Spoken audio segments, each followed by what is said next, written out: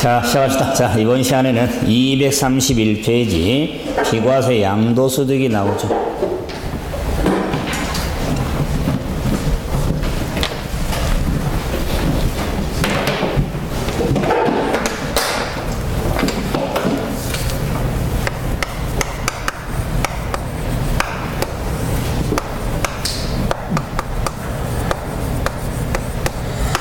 자, 양도소득의 범위가 구분열거됐듯이 양도세를 부과하지 않는 비과세 규정도 크게 순서 아닙니다. 그게 네 틀로 이렇게 구분이 있습니다. 그래서 비과세 양도소득은 첫째, 파산선고로 인해 발생한 소득은 부과하지 않습니다. 다음에 농지의 교환, 분합으로 인하여 발생한 소득 부과하지 않습니다. 다음에 1차 주택. 자, 주택과 그의 부속 토지의 양도, 이 주택의 양도에 있어서는 1세대, 1주택으로서 법령에 해당한 주택, 자, 1세대, 2주택 이상 거주 이전 등으로 법령 요건에 충족한 주택일 경우 비과세. 그런데 1주택이든 2주택 이상이든 간에 자, 주택의 양도에 있어서는 고가주택은 제외. 비과세 제외니까 과세된 의미가 되겠죠. 고가주택은 제외. 다음에 조합원 입주권.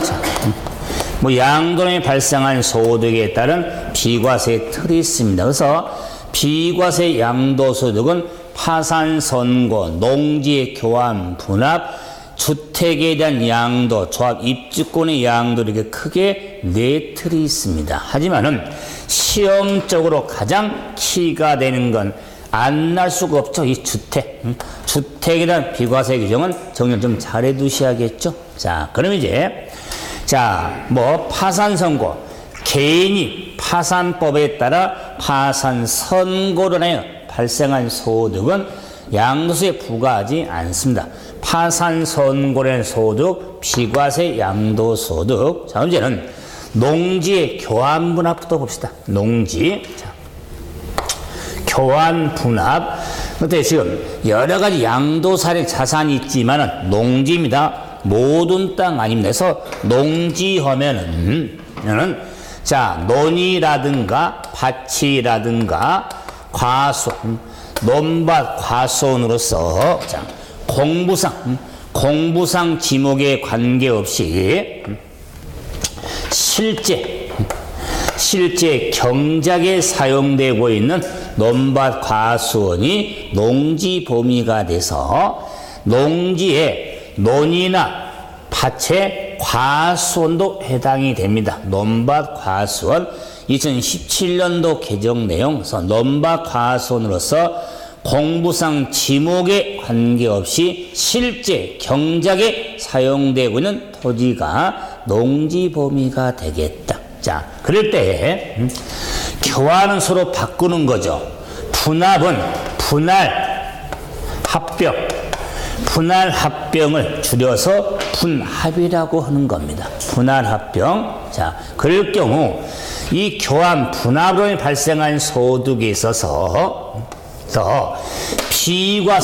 비과세 요건이 있는데 그 요건이 가액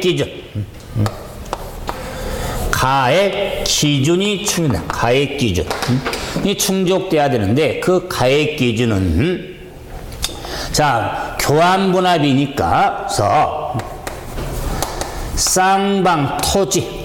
쌍방 토지가액에 차액이 있겠다. 차액이 가액의 큰 편의 가액의 큰 편의 가액이 있는데 가액의 4분의 1 이하야만 이런 가액 기준의 충족에 해당이 되어지는 겁니다. 그래서 쌍방 토지가의 차액이 가액이 큰 편의 가액의 4분의 1 이합니다. 자, 그 말은 이 의미는 합당한 지금 교환의 의미를 따지는 건데, 자, 이런 겁니다. 보세요. 갑돌이하고 을순이가, 자, 농지를 교환합니다. 농지. 자, 갑의 농지가 한 1억입니다. 일가면. 근데 을의 농지가 예를 들어서 만약에 10억입니다. 10억. 자, 그러면은 1억 농지와 10억 농지를 교환했습니다. 바꿨습니다. 자, 이럴 경우에, 아마 모르면 모를까. 갑은 차익이 궁하죠. 한 9억 정도를 아마 반대급부로 할 거예요. 돈을 더 주든지 다른 물건을 주든지. 왜? 근데 만약에 갑이 을한테 한 9억에 대한 차익에 대해서는 아무 대가 안 하고 바꾼다면 갑은 땡 잡은 거고 을은 미친 거지. 안 그래요? 안 그랬어요? 그러면은 교환은 쌍방 모두에게 과세가 되거든요. 근데 모두 과세를 않는 거예요. 그런데 보세요. 을은 떠나서 갑은 자 9억 정도 챙기게 되고 돈 안 그래요? 세금도 안 내고 왔다 아니요? 너무 일방이 치우치잖아. 그래서 이런 요건을 딱 만든 거야. 쌍방 토지의 차액이 얼마냐? 9억이잖아. 차액이 큰 편의 가액이 10억이죠. 10억. 10억에 4분의 1 내니까 2억 5천이죠. 그죠? 2억 5천. 이 9억이 2억 5천보다 이 아니죠. 이럴 경우는 비과세 받을 수가 없다. 그 말이에요. 만약에 1억 2억이니 아니면 10억은 가능하겠지. 10억이면은 차액이 제로잖아. 안 그래? 제로고 2억 5천이니까 제로는 입구로는 작을 수 있죠? 이럴 경우는 비과세 대상이 된다. 그 말이야. 이런 걸 시험 삼은 실제로 한번 계산하거나 나온 적도 없어.